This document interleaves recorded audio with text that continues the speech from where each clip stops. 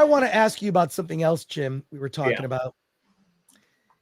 We did a story on the sensitivity read, and I think I discussed that with you. And come to learn that the sensitivity read, this group was featured in a story called "Why Are So Many Wannabe Screenwriters Getting Scammed?" From pitch fests to online script coaches, any wannabe Hollywood screenwriters are getting scammed.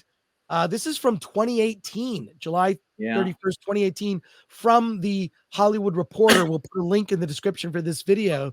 But there are a lot of groups. I mean, if you're an up and coming screenwriter, director, filmmaker, there are a lot of programs. I mean, Quentin Tarantino famously took Dove S.S. Simmons' directing seminar, where he basically says, you got to make your days. That's like the big thing that like Quentin learned was you got to make your days when you're a director. That's what you got to do. You got to make your days.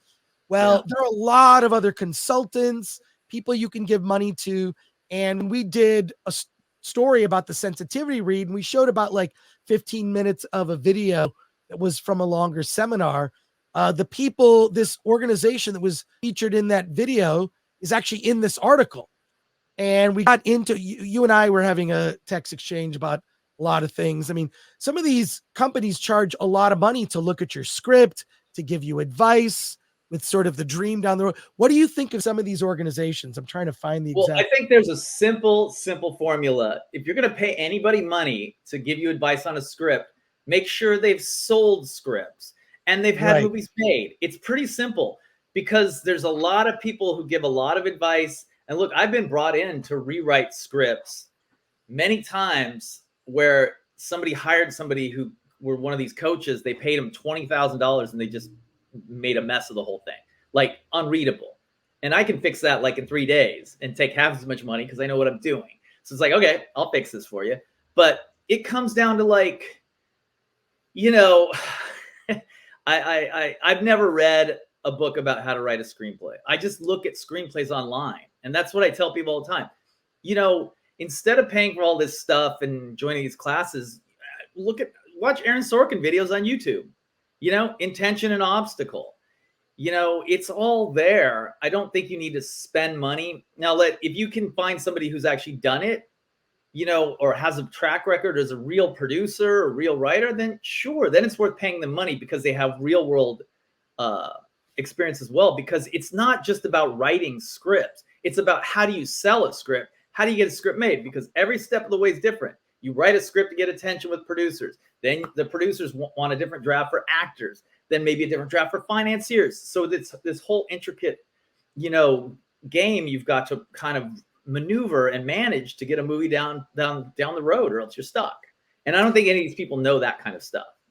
Here I found the quote. It says, Roadmap Writers, which is the sensitivity reading where that came from, is one of several companies that provides a script analysis and other forms of counsel. Among its offerings are brief telephone consultations with executives who will read the first few pages of the screenplay and chat about it for 15 minutes at a cost of $45 or $275 for a full hour.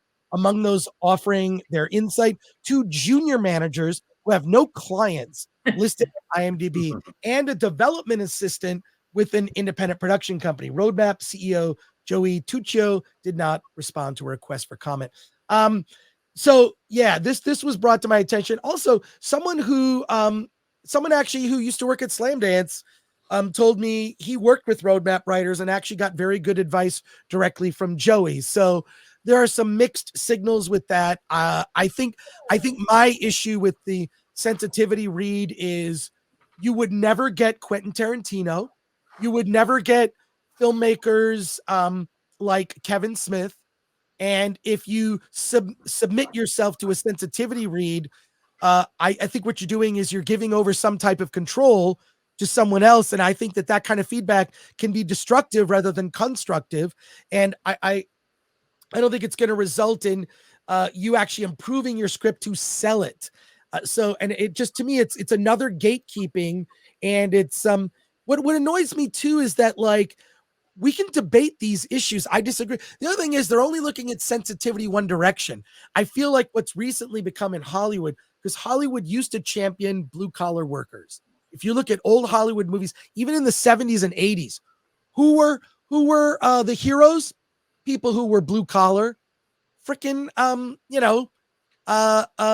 Bill Murray drives a cab in Stripes, has a bad day. Walter Hill movie.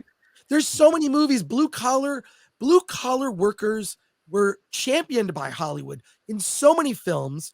Not anymore. In fact, a shorthand in modern Hollywood, if someone has a Southern accent, that means they're racist. Now, are you going to do a sensitivity read and have a white person read the script to see how they might be sensitive to certain things in your script and might be offended? The sensitivity read only seems to go one direction, where sensitivity for certain types of people. And you know what? I think it's another way to police art. I'm against it. And I think if you're going to do it, get a diversity of opinion, not one opinion. What are your thoughts on this? Here's the thing. It's all stupid to me. I think this is all really dumb, because the thing is, especially if you're doing a film, I mean, TV is a little bit different because you're trying to write a sample, but if you're trying to write a script to get it made, a feature film, you write for a movie star. You don't write about like, I don't want to offend this person, that person. You want to get something made and do it fast. You write something that like somebody wants to make. It's not that complicated. And there's certain ways you can structure the script and make sure they work. Like, don't have 50 characters. Have one character who's trying to get somewhere, with everything stopping them. And like Sorkin says, obstacle and intention. Just somebody's trying to get somewhere. There's obstacles in their way. They're trying to do something. There's obstacles in their way. And if you write something like that, you can make it a black lesbian who's trying to get, it doesn't matter. It's like, but those things don't matter. What matters is what you write, the market, does it appeal to movie stars? Does it appeal to people who can get your film financed? Because if you're super sensitive and great, 5 of the people from, Riverdale want to do it, but nobody knows who they are, maybe they're big stars now. It doesn't matter. Your movie will never get made. So, on that note too, I got so mad, Chris, about this whole sensitivity thing, because I think they are scamming people, that if you don't mind me just pitching one thing really quick. If people want to go to my own website and just send me email, I think I'm going to do a free Zoom in 2-3 weeks, and everybody can come and I'll give advice like how to sell your script. Not how to write your script. What's the website? What's the website? Just jamesjagnew.com. All right, I'm going to go to it right now. We're going to share it. Yeah, if you you're going to just do this for free. I'm going to do it for free. Anybody who sends me email, I'll email everybody back a Zoom. We'll spend like 45 minutes talking about it, and I'll show you don't need to pay $300 for somebody to say your script's not sensitive enough. All right, I'm going to share a screen with James J. Agnew. There it is. Look at this. There it is. I'm going to accept your cookies. Thanks for the cookie, James. And all right, recent work. So. There it is. All That We Destroy. It's on Hulu. You got something on Hulu. Yeah. Well, just as a side note, if anybody goes, what does Jim know? I've had over $40 million invested into scripts I've written. So I have some say in all this, And by the way, what I love, you keep Film Threat in your bio. Yeah. Look at that. It says a former contributor writer to Film Threat who played guitar for the industrial rock group Hate Departments. I think I forget how cool I am. Now that I'm older, I'm like, wow, I was cool once. You've worked with Dario Argento, John Carpenter, Oscar. Okay, that's great. Yeah, that's awesome. Worked with Nicholas Refn, Antoine Fuqua creatively. So I know how these things work. But what I really want to help people with is, look, there's a million people who will take your money how to write a script. I don't like teaching people how to really write scripts unless I'm really working with them one-on-one seriously. But I know a lot of tricks of how to make your script better that you can sell it. And that's what I want to teach people. And I don't know, it's free advice. It's like, just do this. Don't track your characters, make them show up page 1. Don't have like your lead show up page 7. There's just little tricks you can learn that producers love and actors love. And, don't waste time on sensitivity readings and things like that. All right. I guess Roadmap ain't calling me now that I burned down my career. So that's enough. I just burned 2 avenues of employment in 1 hour. I got a whole thing from a letter from them, and they were like trying to convince me I was wrong. Like, why are you so upset that sensitivity readings are being done? It's clearly they didn't watch the video or even think for a minute that how this could be perverted and used in a bad way.